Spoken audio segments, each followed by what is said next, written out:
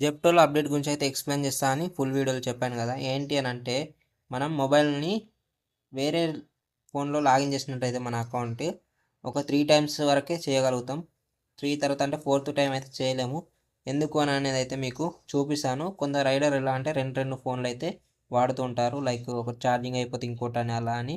అప్పుడు మనం చేంజ్ చేసినప్పుడు మనకు ఇలా అయితే చూపిస్తుంది. డివైస్ చేంజ్ ఎక్స్చేంజ్డ్ అని ఓన్లీ 3 డివైస్ ఎక్స్చేంజ్ లెఫ్ట్ అని ఇక్కడ చూపిస్తుంది కదా అలా. ఏంటి అది అని అంటే అలా మీరు చేయడం వల్ల మీ అకౌంట్ అయితే సస్పెండ్ అయింది.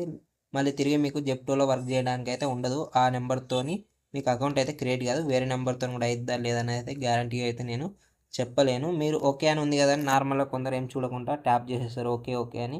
తర్వాత సస్పెండ్ అయిన తర్వాత బాధపడాల్సి ఉంటుంది. తెలిస్తే ఒకవేళ ఓకే, తెలియని వాళ్ళ కోసమే ఈ వీడియో. మీకైతే ఇన్ఫర్మేషన్ యూజ్ అయిద్దని అనుకుంటున్నా. ఒకవేళ ఎవరైనా జెప్టోలో వర్క్ చేయాలనుకుంటే యాప్ లింక్స్ వచ్చేసి మన వీడియోలో ఉంటాయి, ఒకసారి చెక్